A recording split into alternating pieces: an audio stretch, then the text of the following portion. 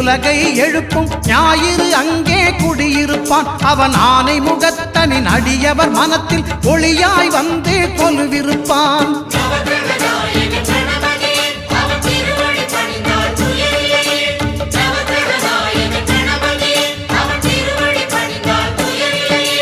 ஒன்பது கோளும் ஒன்றாய் காண அங்கு கற்பகம் என்னும் கடவுளின் மெய்யில்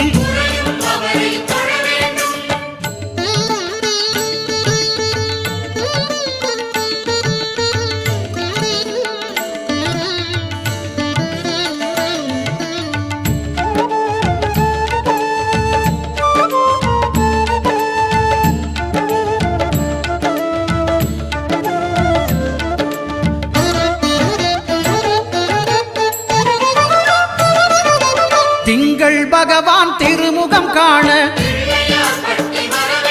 அங்கு கற்பக பெருமான் தொப்புள் குழியில்